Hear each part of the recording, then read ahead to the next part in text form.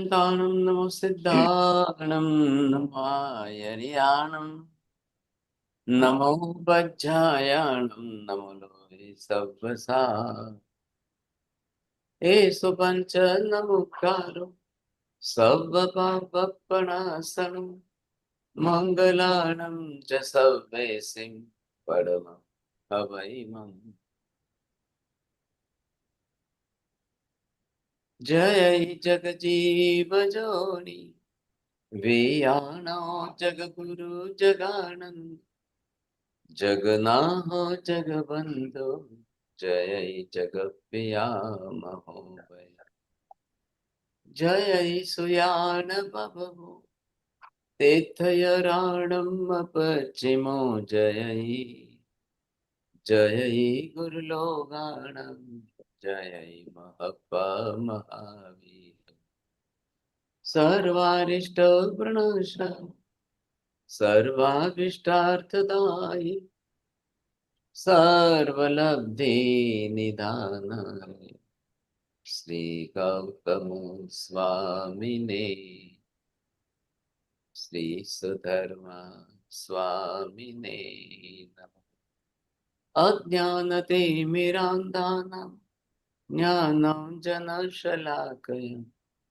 नेत्रमुन्मीलितं येन तस्मै श्री गुरवे नमः। दरबला भाग्यशाली। आज 19 अक्टूबर संडे है, रविवार के दिन हमारी तीसरी क्लास इस समय आगम वाचना की है। जैना की तरफ से चलाई जा रही इस आगम वाचना की क्लास में भगवती सूत्र के सप्तम शतक का छठा उद्देश्य चल रहा है। यहाँ पर विषय इस प्रकार का दिया जा रहा है, किस तरह से 2400 दंडकों के विषय में आभोग निर्वचित आयुष्य बंध का निषेध करके अनाभोग निर्वेदित आयुष्य बंध की प्रारूपणा की। समस्त संसारी जीव जिस तरह से अनाभोग पूर्वक अनजान में न जानते हुए आयुष्य तो बांधते हैं और आभोग पूर्वक जान पने में जानते हुए आयुष्य बंध नहीं करते। क्या बात चल रही है ये समझने की कोशिश करिए। जब हमारा जीवन ये चल रहा है,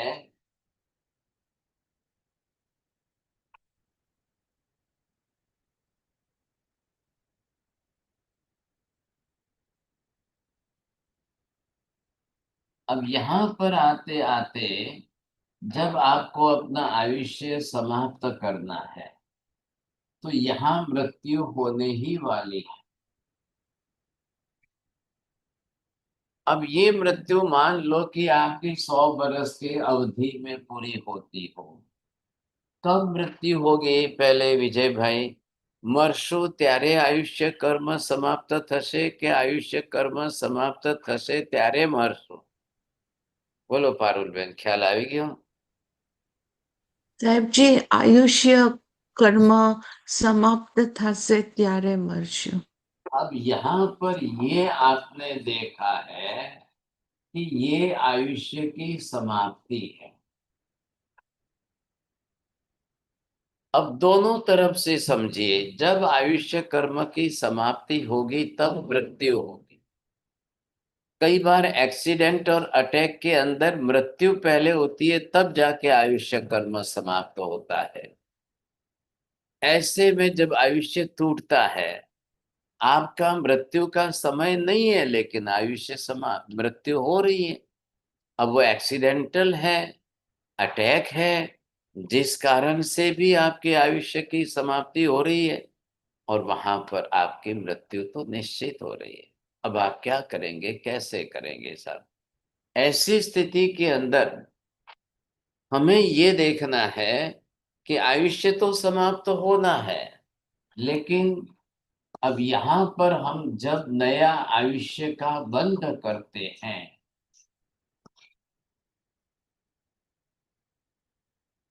ये है आयुष्य बंध। तो यहाँ पर ये गैप कितना है आपका, ये सोचिए। जब हम यहाँ 80 बरस बता रहे हैं तो हो सकता है कि आप 80 बरस की आयु में आयुष्य नया बांध रहे हैं। ये किसकी बात चल रही है? नॉर्मल व्यक्ति की। आयुष्य टूट नहीं रहा है और वो ये बांध रहा है, ये देखना है। ये ए है और ये बी वाला अलग है साहब। अब ये बी वाला जो है, इसके अंदर क्या हो रहा है, इसका भी आप समझ लो। इसका भी आयुष्य 100 का है, लेकिन ये आयुष्य यहां टूट रहा है 70 पर।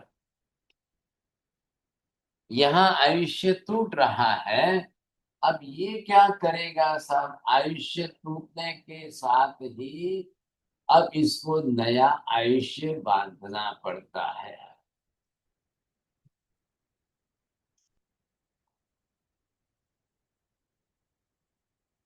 क्यों बांध रहा है? 100 पर जो टूटने पूरा होने वाला था, उसे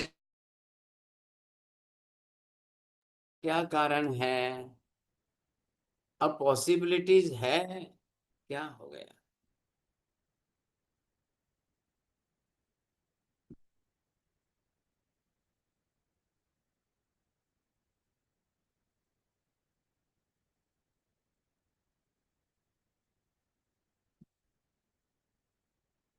अमर है क्या बेटा?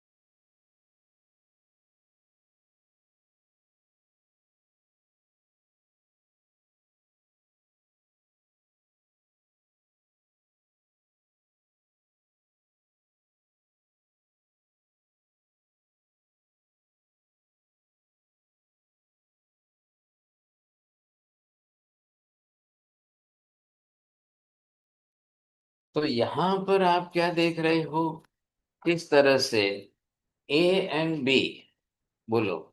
अब यहाँ पर इसका 100 पर जो टूटने वाला था, वो पूरा होने वाला था, वो 70 पर टूट रहा है। तो अब नियम क्या है? अगले जन्म का आयुष्य पहले बंधेगा, तब रनिंग आयुष्य आपका पूरा होगा। बोलिए पम्मी बहन जी, ख्याल आ गया आपको?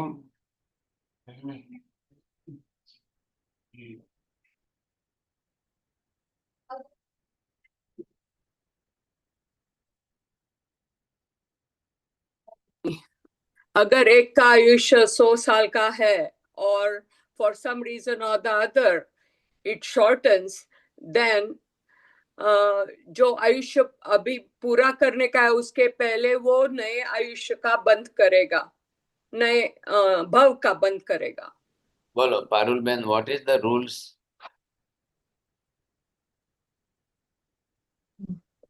साहिब जी, पुराने आयुष्य का अगर टूट गया तो ही पहले हैज। नियम सिर्फ इतना ही है कि आयुष्य टूटने के पहले नया आयुष्य बांधना अनिवार्य है। पहले आयुष्य नया अगले जन्म का बंधेगा, तब जा करके रनिंग आयुष्य आपका पूरा होगा, नहीं तो नहीं है। अगर इसमें ए और बी में आप फर्क क्या देख रहे हो विजय भाई? What is the difference between A and B? Both are the persons. ये नॉर्मल रूटीन में चल रहा है। 100 बरस का है तो 100 बरस में ही वहां पूरा हो रहा है, बीच में ब्रेकडाउन नहीं है, टूटता नहीं है। तो वो यहाँ 20 बरस पहले ही नया आयुष्य बांध रहा है, उसके पास सफिशिएंट टाइम है, सही ढंग से बांध रहा है तो गलत भी नहीं बंधेगा, गलत गति भी। दूसरी बात, आयुष्य के बांधने के पहले उसको गति बांधनी।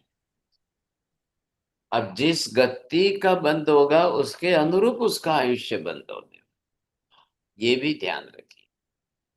यहाँ पर क्या है, आयुष्य टूट रहा है तो टूटने के कारणों में आइदर एक्सीडेंट्स और अटैक जो भी है, उपक्रम उसको कहते हैं। तो वो जब आयुष्य टूटेगा तो टूटने के 1 मिनट पहले बांधे कि आधी मिनट पहले बांधे कि 10 सेकंड पहले बांधे, उसको पहले नया बांधना पड़ेगा तब टूटेगा। अगर नहीं बांधा तो आयुष्य पूरा हो गया तो जाएगा कहाँ, दूसरे जन्म में कहाँ पहुंचेगा, फिर वो जिएगा कैसे, उसको नया जीवन कहाँ कैसे बिताना होगा, ये बड़ी समस्या हो जाएगी।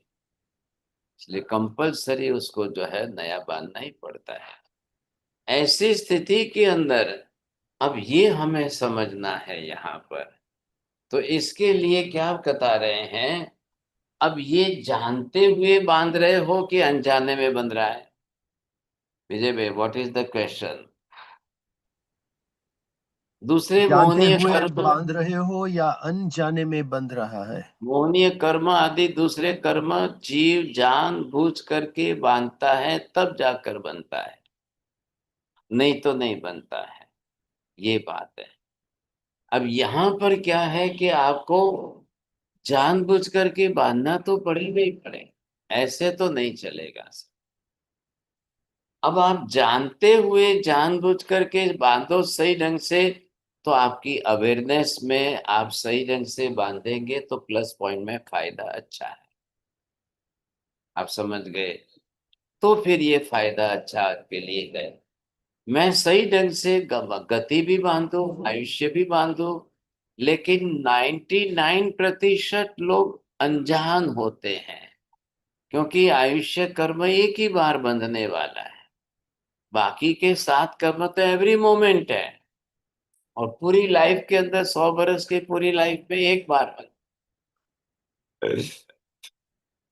अब अगर आपको यहाँ से महाविद्या में जाना है और वहां जन्म लेना है, अब यहाँ पर आप 70 80 100 का जी रहे हो, लेकिन 84 लाख पूर्व का बांधोगे तब जाकर महाविद्या में जाओ। तो आपको 84 लाख पूर्व का बांधने के लिए क्या करना होगा? 84 लाख पूर्व का आयुष्य बांधने के लिए कितना सॉलिड बांधना पड़ता है, किस प्रक्रिया के अंदर रह करके आप बांधेंगे, ये आप पहले समझ लीजिए। तो यहाँ पर बहुत आवश्यकता इसकी है, तो ये भी समझना है कई बार। अब ये आयुष्य जब हमारे साथ चल रहा है और यहाँ अगर हमारा कंट्रोल रहे, विथ दैट अवेयरनेस, मैं जानते हुए समझते हुए बांध रहा हूं तो फायदा बड़ा अच्छा है सर। ये बात जरूर समझ लीजिए, तब आपका फायदा अच्छा है। तो ये हो रहा है कि नहीं हो रहा है? मैंने भी आपको कहा 99% लोग अनजान है। तो मुझे दुर्गति का आयुष्य पड़े वैसा अगर मुझे ख्याल हो और वैसे आश्रव हेतु और आश्रव क्रिया प्रवृत्ति को मैं टाल सकूं तो मैं दुर्गति का आयुष्य नहीं बांधूंगा, गलत या खराब आयुष्य नहीं बांध। ये फायदा मेरे लिए अच्छा हो जाएगा। मुझे ये सब का ख्याल आना चाहिए, किस प्रवृत्ति से, किस आश्रम की प्रक्रिया से किस प्रकार का आयुष्य बांधा जाता है। बस इतना अगर मैं समझ करके अवेयरनेस रखूं तो मैं अपने जीवन काल का ये कीमती समय जो है इसके अंदर मैं सावधानी पूरी रखूं। बस ये समझिए आप। ताकि हमको यहाँ पर ये ख्याल आ जाए, अगर मैं ये नहीं समझ रहा हूं तो मुश्किल हो जाएगा। आप समझ गए इस बात को लेकर के? अब इस हिसाब से अगर मैं आयुष्य को लेकर के साथ चलूं तो मुझे सावधानी पूरी रखनी है। अनजाने में ऐसे ही में बांध दो, समझे कि नहीं, तो उसको यहाँ पर जो है अनाभोग पूर्वक कहते हैं, और जानकर समझकर बांधो तो आभोग पूर्वक कहे जाते। तो मैं पहले उसका लिस्ट बना लूं, ये आश्रव हेतु है, ये आश्रव क्रियाएं हैं, इनके अंदर जीव ऐसा ऐसा आयुष्य बांधते हैं। फॉर एग्जाम्पल कि महारंभ परिग्रहत्वं च नारकस्य आयुष, आरंभ समारंभ महापरिग्रह प्रवृत्ति जीवों की हो तो नरक गति का आयुष्य बांध। कृष्ण लेशा में अनंतानुबंधी तीव्र कसाय के साथ में जीव नरक गति का आयुष्य बांधते। ऐसे ही खाते पीते आहार आदि के साथ राग द्वेष कसाय की प्रवृत्ति हो तो जीव तिर्यंच गति का आयुष्य बांधते हैं। अब ये सब बातें हमको बहुत अच्छी तरह से जान लेनी चाहिए और हमें नोट्स करके उसको अपने स्वाध्याय में लेनी चाहिए। What are the rules and regulations for the आयुष्य कर्म, तो हम कुछ अपने आप को सावधान रख सकते। बस बात इतनी सी है। अगर आप अपने आप को सावधान रख सकते हो, आप बच सकते हो, तो आपके लिए बहुत बड़ा प्लस पॉइंट है। नहीं तो जब ये मौका आता है, ऐसा समय आता है, और उस समय या तो हम आहार आदि की प्रवृत्ति में रह जाए या राग द्वेष कसाय आदि की तीव्रता में रह जाओ, तो फिर बंधेगा ही बंधेगा सब। अब फिर आप कैसे करेंगे, क्या करेंगे, सोचिए। बचेंगे कैसे? आपको बचना है तो कैसे बचना है, ये एक बात यहाँ पर आ गई। अब जिसको निर्धारण करना है, अब आज हम पंचम काल के कलयुग में हैं, तो हम बी वाले हैं। Chances either accident due to attack और एक्सीडेंट के अंदर आयुष्य टूटने की संभावना ज्यादा है। भगवान को ये पूछा जाए कि हे भगवान, संसार के अंदर कितने प्रतिशत जीव जितना अपना आयुष्य लेकर आए उतना पूरा भुगतने वाले कितने हैं? बोलिए वीणा बहन जी, प्रश्न क्या है, क्या लागे? जी साहेब जी, परमात्मा को सवाल पूछा जाए कि जितना आयुष्य लेके आए हैं उतना आयुष्य भोगने वाले कितने परसेंटेज है? पूरा। पूरा पूरा। तो महावीर कह रहे हैं भाई, पंचम काल के कलयुग में सोपक्रम आयुष्य की संभावना में मुश्किल से कोई 1-2-5% लोग हैं कि जो अपना आयुष्य पूर्ण करते हैं। जितना लाया है बांध करके साथ में उतना पूरा है। तो व्हाट अबाउट द अदर्स 95%? ऐसे जीव सोपक्रम में या तो किसी उपक्रम या किसी अटैक या किसी एक्सीडेंट में अपना आयुष्य जल्दी पूरा करते हैं, टूट जाता है उनका आयुष्य। अब वो टूट जाए तो क्या करेंगे आप? ऐसी स्थिति के अंदर बहुत बड़ी तकलीफ है। जब टूट जाएगा, बीच में ही टूट जाए। अब ये इधर देखिए, बीच में टूटने के अंदर तो यहाँ भी टूट सकता है, यहाँ भी टूट सकता है, यहाँ भी टूट सकता है, और ये जन्म के समय भी टूट सकता है, और या गर्भ के अंदर अब माँ बाप भी कोई एबॉर्शन करा दे तो फिर गर्भ में भी टूट सकता है। भाई आयुष्य तो आयुष्य है। अब टूटने के निमित्त जो मिल जाए, जितने मिल जाए, जैसे मिल जाए, अब आप क्या कर सकते हो? तो कहाँ सावधानी रख? गर्भ में तो हम सावधानी नहीं रख सकते हैं, ज्ञान नहीं है। बचपन के अंदर समझ नहीं है। युवावस्था के अंदर राग द्वेष का साया आदि की तीव्रता रहती। या कई बार कई लोगों का जीवन ही कलुषित हो जाता है। कई लोगों के जीवन में राग द्वेष, क्लेश कसाय, डाइवोर्स, बीमारियां और लड़ाई झगड़े ऐसे कई निमित्त कि जो उनका जीवन ही क्लेश कसाय से कलुषित हो जाता है। तो फिर क्या होगा? अब रोज ही मोहनीय कर्म, रोज ही कसाय मोहनीय कर्म इतना बंदे तो परिणाम क्या आएगा? आप ये सोचिए परिणाम क्या है, फिर क्या अस्तित्व? ऐसी स्थिति में बाजी बिगड़ जाएगी। तो गति इसके कारण, आज के इस वर्तमान जन्म के कारण अगले जन्म बिगड़ जाए, तो बिगड़ जाते हैं। फिर क्या करेंगे आप, कैसे करेंगे? अब यहाँ ये संभावना इसकी अच्छी है, ये पुण्यशाली आत्मा है कि कोई ऐसे एक्सीडेंट अटैक से आयुष्य बीच में टूट नहीं रहा है और वो अपना 100 पूरा कर रहा है। तो नॉर्मल रूटीन में है तो उसको गैप अच्छा मिल रहा है। ख्याल आया? क्योंकि जिंदगी की अंतिम उम्र, इधर बुढ़ापा आ जाए, वृद्धावस्था आ जाए, इधर कोई ना कोई रोग बीमारियां घेर ले, और इधर जो है अशक्ति, कमजोरी उसको पकड़ ले। अब बताइए आप क्या करेंगे, कैसे करेंगे? तो फिर हमारे लिए जो है बहुत बड़ी समस्या खड़ी हो जाएगी। अब बचना कैसे है? बचने के लिए आप क्या करेंगे? तो ये बहुत अच्छा संयोग है। तो आप अनाभोग के अंदर अनजान बन के मत रहिए, सर्वथा अनजान बन करके मत रहिए। जानकार समझदार बन जाए, हम अच्छी तरह से अवेयरनेस में रहे तो बहुत फायदा होता है। बात ये, अब ये करते करते हम चल रहे हैं। अब आपको ये जीवन के अंतिम पड़ाव में है, इन द लास्ट एज में है।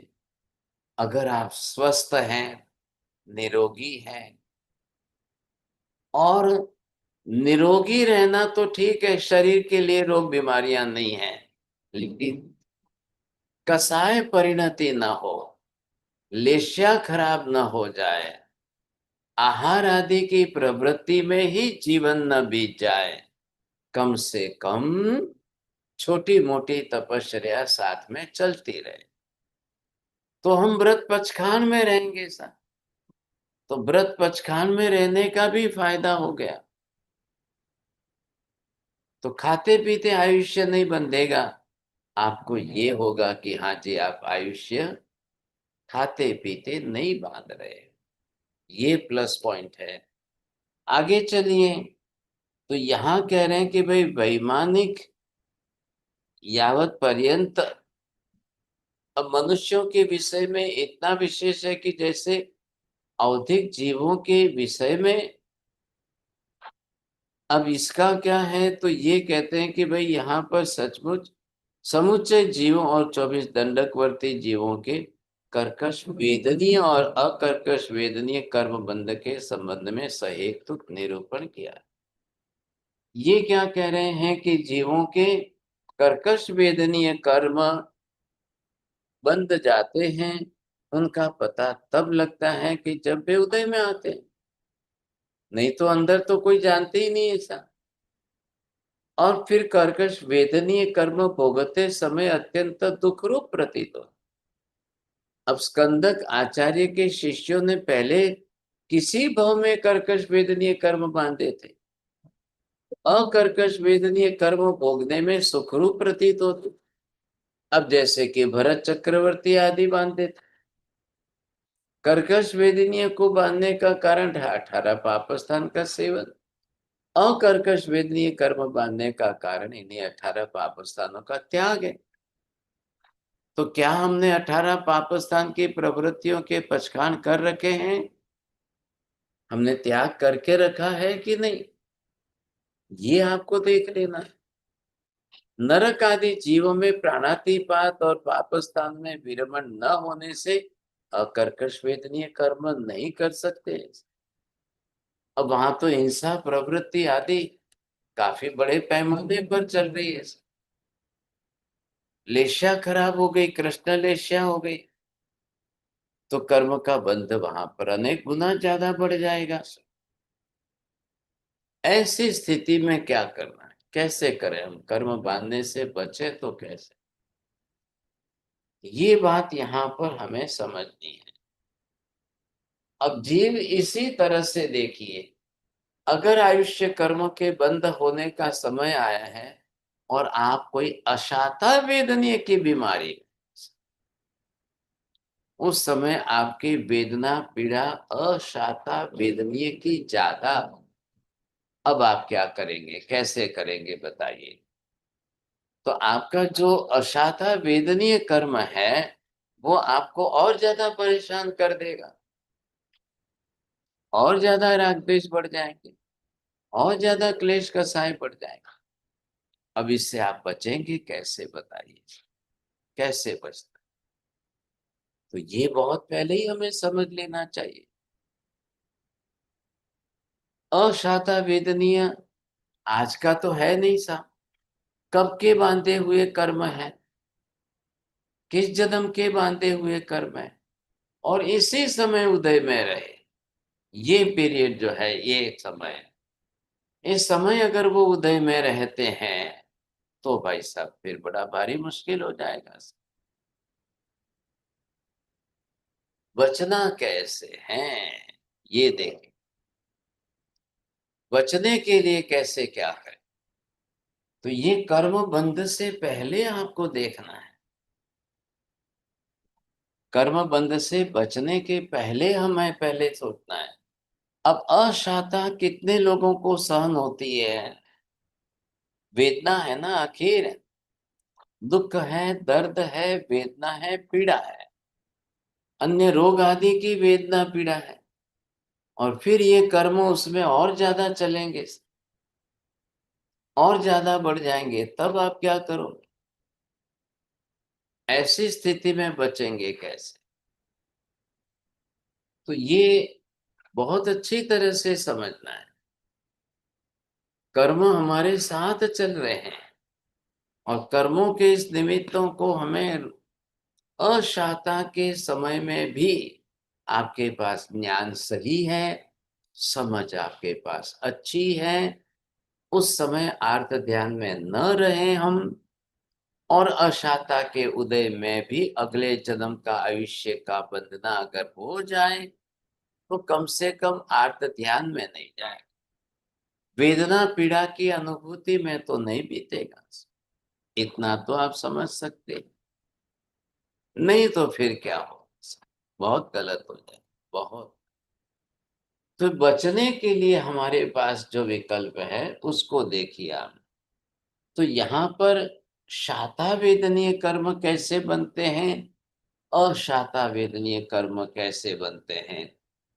हे गौतम, अनुकंपा करने से, जीवों पर दया भाव लाने से, अनुकंपा करने से और सत्वों पर अनुकंपा से, तथा बहुत से प्राण भूत जीव सत्व को दुख न देने से, उन्हें शोक संताप पीड़ा न करने से, चिंता विषाद या खेद उत्पन्न न कराने से, ख्याल आया, विलाप एवं रुदन कराकर आंसू न बहाना। हम किसी को दुखी करें, वो रोए, वो रोकर अपने आंसू बहाए, ऐसा अगर हम करते हैं तो फिर अशाता वेदनीय हमको बंधेगा, शाता नहीं बंधेगा। किसी को पीटना मारना परितापन करना ये न करें तो शाता वेदनीय कर्म का बंध होता। बोलिए पारुल बहन जी, समझ में आ रही है बात। जी साहब जी, आपने फरमाया कि when we have compassion and care and sympathy for other people, then that's when we can get shata for ourselves.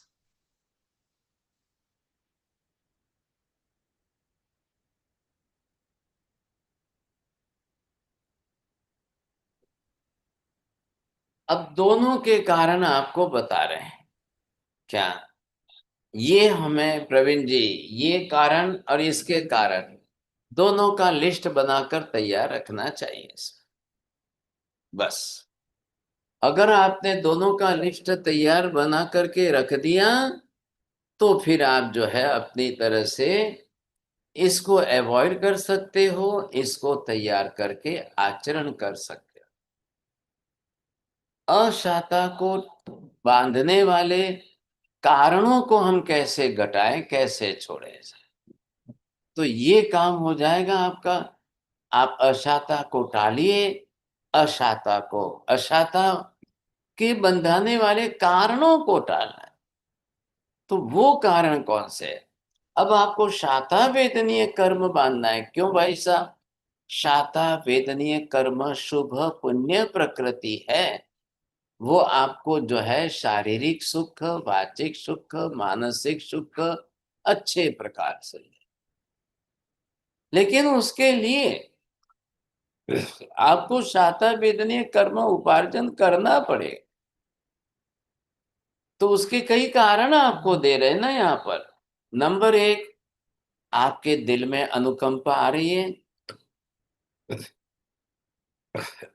अब दूसरे जीवों को देखकर आपके दिल में करुणा आ रही है, किसी का दुख देखकर दया आ रही है आपको।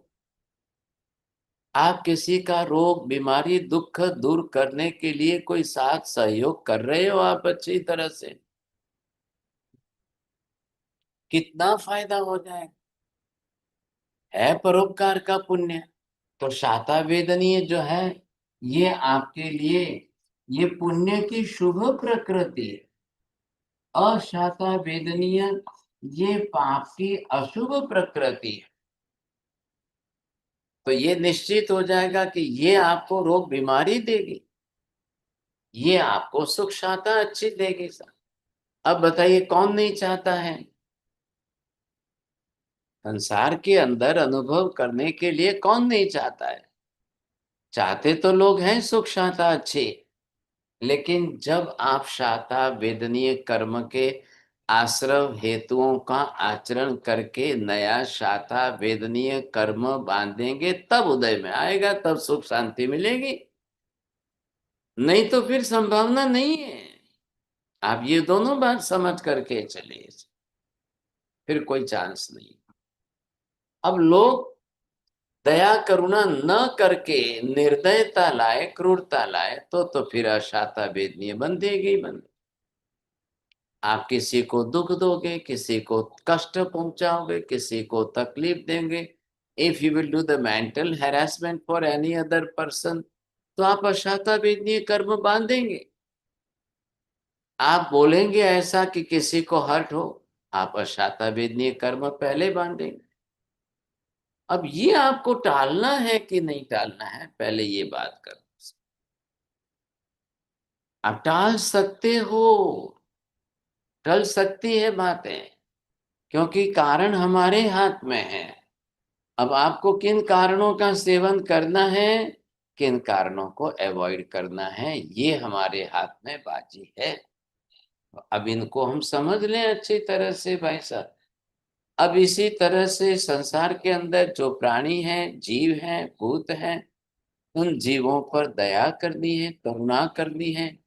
किसी का दुख दूर करने में सहयोगी निमित्त बनिए। किसी की कष्ट, वेदना, अशाता को दूर करने में आप कुछ सहयोग कर सकते हो, करिए। आप किसी की सेवा कर सकते हो, वैयावच कर सकते हो, आप किसी की भक्ति कर सकते हो। लो भाई साहब, आपका सिर दर्द कर रहा है, मैं आपको सिर दबा दूं, आपको आपको शाता पहुंचा दूं, आप करिए ना। ख्याल आया? किसी के भी प्रति आप अपनी तरफ से जब इस प्रकार शाता आदि का उपयोग करेंगे तो परिणाम आएगा, नहीं तो कैसे होगा? नहीं तो संभावना नहीं है। अब इसी तरह से शोक, संताप, स्ट्रेस, टेंशन, सैडनेस, डिप्रेशन, ये जिनके हो साहब, उनको सहयोग कर दीजिए थोड़ा सा। भाई साहब आपकी सैडनेस कम हो जाए, आपका दर्द दुख दर्द कम हो जाए, आपकी वेदना पीड़ा कम हो जाए। मुझे क्या तकलीफ है, मैं अगर आपको पैर दबा दूं, थोड़ी मसाज कर दूं, थोड़ी आपको जो है सेवा कर दूं, तो आपको शाता पहुंचती हो, तो भाई साहब आपका तो रोग कम होगा, दुख दर्द कम होगा, मुझे शाता वेदनीय का पुण्य कर्म अच्छा बन दे, तो वो मेरे लिए कल उदय में आएगा। और जब उदय में आएगा तो मुझे भी प्लस पॉइंट में फायदा ही मिले। ये हम पहले ही सही समझ लें, समझे कि नहीं, ये फायदा है। अच्छा, अब मेरे कारण कोई रोए नहीं, मैं किसी को दुखी ना करूं, मेंटल हैरेसमेंट ना करूं, मेरे शब्द प्रयोग में ऐसे गलत क्यों करूं, मेरी वाणी वाचा को मैं क्यों बिगाड़ूं? Why should I insult any other person? Why should I hurt the other person's mind? मुझे ये गलती नहीं करनी है। अगर मैं ये ना करूं तो अच्छा ही होगा ना फिर।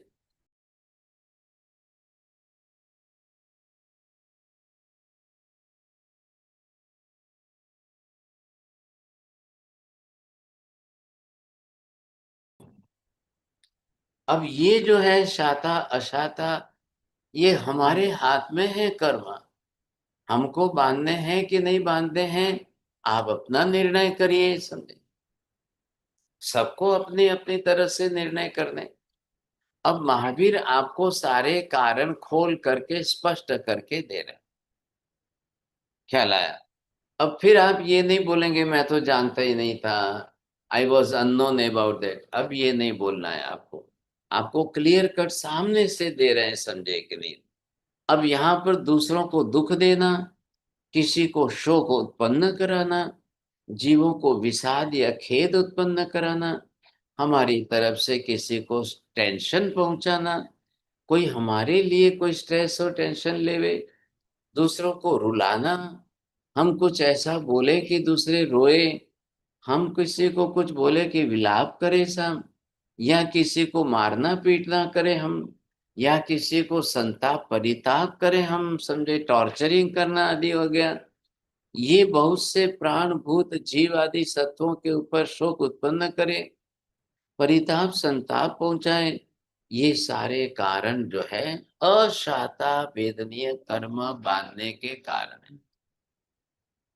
अब आप बताइए, अशाता वेदनीय कर्म आप उपार्जन करोगे तो क्या करेगा, फिर कैसे करेंगे? तो ये हमें टालना है। अगर इस तरह से हम टाल करके बचा सकते हैं तो हमारा फायदा कि हम अशाता वेदनीय कर्म को बांधने के कारण हम समझ गए, जान गए। अब मुझे नहीं बांधना है, नहीं करना है, बस बात इतनी सी है। ख्याल आया आपको? ये हमारा लक्ष्य पूरा होना चाहिए। इस लक्ष्य को लेकर चले तो ही संभव है, नहीं तो संभावना नहीं रहेगी। दोनों बात है इसका। ये दोनों समझ गए आप अच्छी तरह से।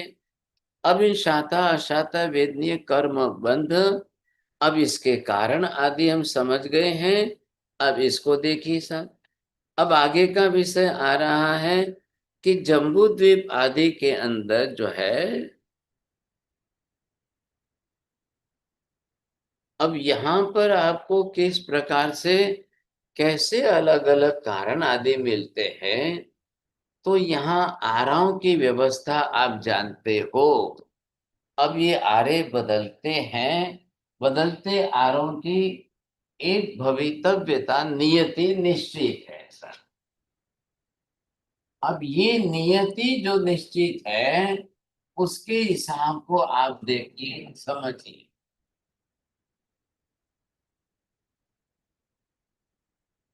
हाँ जी, जैसे हमने टाइम साइकिल जो पूरी समझी है ना, अब उसको लेकर के चलते हैं।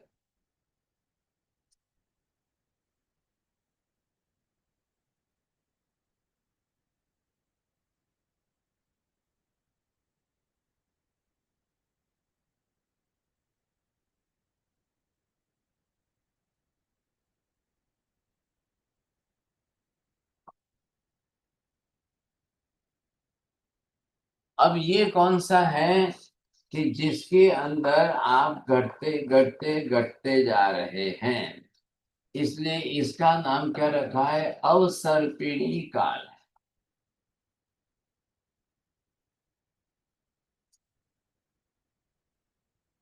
अब ये अवसर्पिणी काल का ये पहला आरा जो है, ये सुखम का है। ये दूसरा आरा है सुखम, सुखम का है।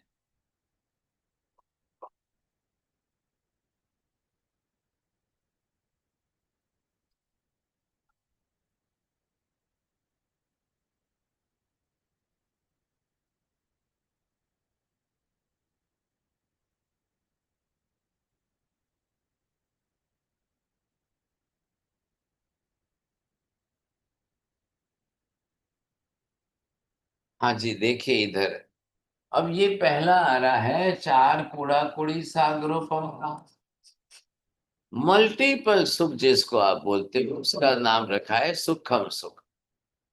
फिर आप देखिए नीचे उतर गए, यहाँ आए तो ये तीन कूड़ा कुड़ी सागरों में। अब ये पहले के आरे की अपेक्षा सेकंड आरे में सुख आधा हो गया, प्रमाण घट के आधा हो गया। दूसरे आरे से आप तीसरे आरे में आए तो दो कूड़ा कुड़ी सागरों में अब सुख आधा है और दुख आधा मिल गया उसके साथ में। चौथे आरे में आए तो दुख तो आधा है, सुख आधा थोड़ा बचा है उसके साथ में। दुख ज्यादा हो गया, सुख कम हो गया। अब पांचवें आरे में दुखम काल है। आराओं की नियति के हिसाब से यहाँ सुख की मात्रा बहुत कम है, दुख ही दुख है। और यही जब आप यहां से आगे सीधे छठे आरे में आ गए, अब वहां पर दुख भी मल्टीपल है। ख्याल आ गया आपको? अब दुख डबल हो गया। हे भगवत, गौतम स्वामी पूछ रहे हैं कि जैसे जीव पांचवें आरे से छठे आरे में जाएगा, क्या भाव बनेंगे, क्या परिस्थितियां बनेगी, कैसा काल आएगा, क्या क्या होगा उस समय। तो यहाँ पर विशेष रूप से कह रहे हैं कि छठे आरे में भरत क्षेत्र की स्थिति देखना है आपको। ये क्या दिखाया आपने? काल देखा है। अब इस काल के अंदर आपको यहाँ पर ये है भरत क्षेत्र।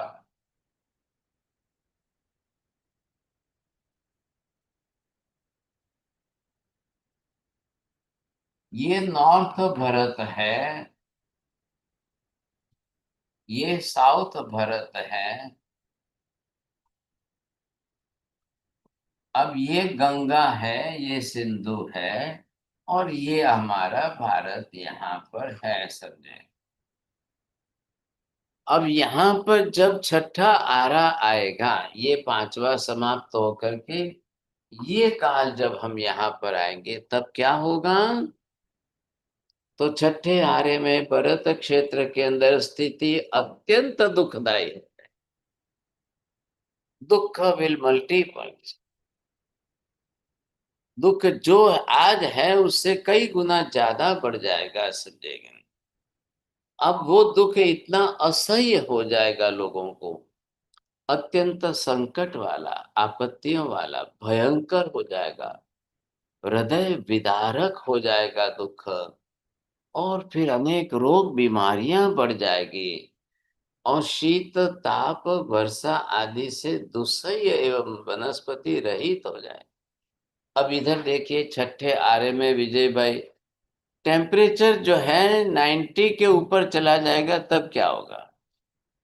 अभी मैक्सिमम जो है दुबई में 52 तक जाता है, राजस्थान में 52 तक जाता है, तो त्राहिमाम हो जाते हैं। अब वो जब 60, 70, 80, 90 के ऊपर चला जाएगा तो it's not possible to survive that times, बहुत मुश्किल हो जाएगा। अब उस समय क्यों होगा ऐसा? फिर बारिश बंद हो जाएगी, पर पानी की बारिश ही नहीं रहेंगी तो धरती के ऊपर वनस्पति नहीं पैदा होगी। वनस्पति जब नहीं बढ़ेगी तब लोगों को खाना पीना क्या होगा? सोचिए क्या होगा। ऐसी स्थिति में अब बारिश नहीं होगी और टेम्परेचर इतना 90 के ऊपर हाई हो जाएगा तो लोग और ज्यादा दुखी दुखी परेशान हो जाए। धीरे धीरे धीरे पब्लिक सिकुड़ करके, ये जो दो गंगा यमुना है तो इसके साथ में यहाँ आकर के जुड़ जाए। सब यहाँ के प्रदेश छोड़ करके आके गंगा यमुना के साथ में, सिंधु के साथ में ये जो है तो यहाँ आकर के बसेंगे, रहेंगे। अब गंगा की विड्थ जो है घट करके आपके 4 व्हीलर की विड्थ के जितनी हो जाएगी सर। अभी आज तो बहुत चौड़ाई है, विड्थ उसकी बहुत ज्यादा है, पानी भी बहुत ज्यादा है, फ्लो भी ज्यादा है, सब कुछ है। लेकिन दिन दिन दिन जो है ये और नैरो होती जाएगी, पानी ही कम रहेगा। लेकिन क्या है कि पानी रेती, मिट्टी, सैंड और मड के अंदर एब्जॉर्ब रहेगा, उसके कारण मिट्टी के अंदर ठंडक रहेगी सारा। और दिन में टेम्परेचर इतना बढ़ेगा कि कोई पब्लिक तो जमीन के ऊपर तो रहना भारी हो जाएगा। तो क्या करेंगे लोग, यहाँ पर जो है ये मिट्टी के नीचे, गंगा जमुना के नीचे जो है, इसके साइड साइड के अंदर, जमीन के अंदर जो है बिल्कुल बंकर बना करके रहेंगे। और उसमें मिट्टी की ठंडी के हिसाब से उनको एसी जैसा लगेगा। और सूर्य अस्त हो जाए आफ्टर द सनसेट, और सनसेट के भी 2 घंटे बाद में वो बाहर निकलेंगे। अब जमीन पर तो बारिश नहीं है तो घास का तिनका भी नहीं होगा, कहाँ जाएंगे? और एनिमल्स और बर्ड्स वो कैसे जिएंगे? How they will survive? तो ये लोग क्या करेंगे, बाहर निकल कर रात में ही आकर के मछलियां पकड़ेंगे। वो मछलियां ले जाकर के 2-2 किलोमीटर दूर उसी जमीन के अंदर रेती में डालकर ऊपर मिट्टी रेती ढक देंगे। दिन के हाई टेम्परेचर के अंदर वो एकदम सेक करके पापड़ जैसी, खाखरा जैसी बन जाएगी। फिर रात को बाहर निकल करके वो वहां से खोद करके मछलियां निकाल करके फिर लाके गंगा नदी के पानी में भिगो करके रख करके खाएंगे सब। मतलब अब इन जीवों को तो पूरी लाइफ पंचेंद्रिय जीव की हिंसा के पाप सिवाय तो आहार नहीं होगा। अब इनकी लाइफ कितनी बचेगी? आज जो लाइफ एक्सपेंशन है वो इनकी घटती घटती घटती 20 बरस रह जाए, टोटल लाइफ स्पान उसका 20 बरस हो जाए। कितनी दुखदाई परिस्थिति होगी ये सोचिए आप। वनस्पतियां कुछ नहीं बचेगी साहब। ऐसी असह्य स्थिति के अंदर भारत भूमि में अत्यंत गर्म, फिर धूल भरी, कीचड़ से लथपथ एवं जीवों के चलने में दुस्सह्य हो जाए। अब इंडिया के, भारत के मनुष्यों की स्थिति तो अत्यंत दुखद, असह्य, कसाय से रंजित होगी, विषम बेडोल अंगों से युक्त हो जाएगी साहब। 20 बरस का आयुष्य, खाने पीने की स्थिति न रहने से अब लोगों के जीवन में क्लेश, कसाय, राग, देश, लड़ाई झगड़ा, मारा मारी इतना भारी, इतना भारी। आज भी देख रहे हो, अभी तो आप सोमालिया में देखो, एक चावल के दाने के लिए 40 बच्चे लड़ रहे हैं। ये हालत हो रही, कैसे करेंगे आप बताओ?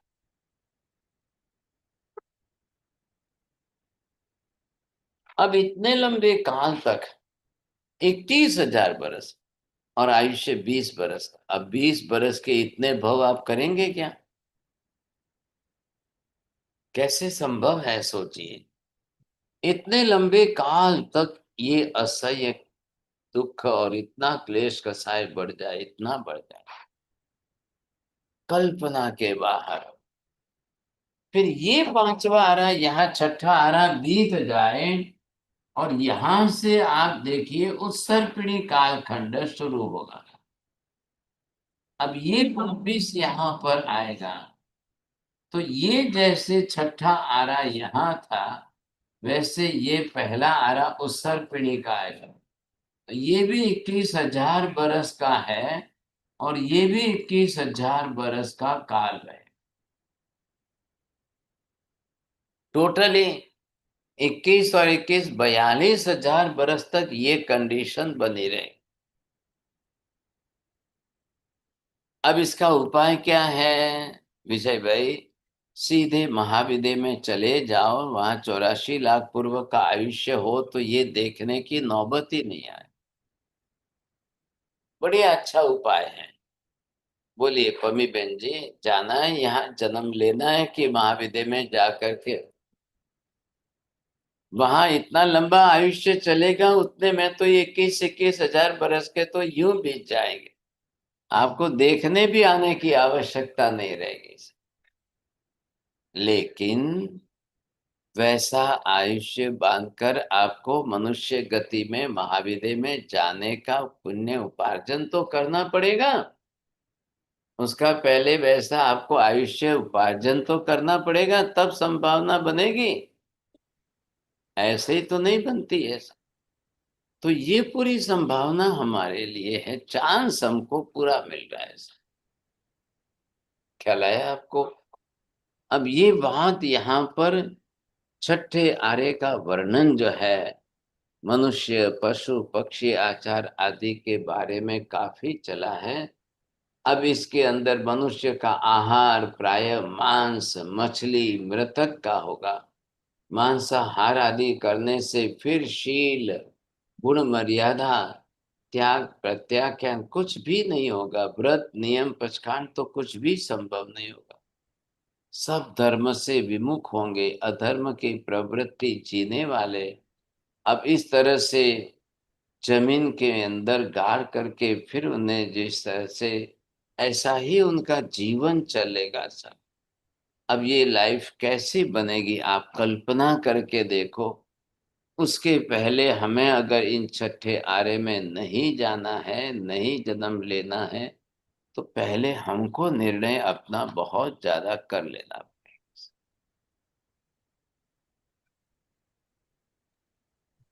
Questions for Sahib ji?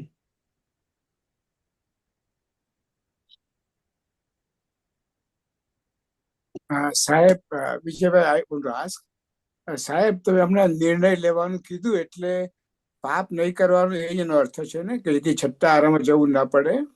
બસ હા. લો કાકા તમે હાથ જોડી લો, નહીં જતા હવે. નહીં નથી જવું સાહેબ, પણ આપણે જૈન તરીકે સાવધાન રહીને જીવવાનું છે. બસ બસ બસ. હવે એ કર્મ નહીં બાંધતા, બસ એટલું ધ્યાન રાખવાનું છે. હા. Other questions? ऐसा फिर तो लग रहा है सही टाइम पे आपकी क्लास से ज्वाइन कर ली, क्योंकि ये धर्म तो अभी जीवन में आ रहा है. हाँ thank Can you you speak a little loudly? महाराज साहब, मैंने सही टाइम पे आपकी क्लासें ज्वाइन होगी, क्योंकि इससे पहले धर्म ऐसे था नहीं जीवन में. हाँ जी हाँ जी। थैंक यू महाराज साहब.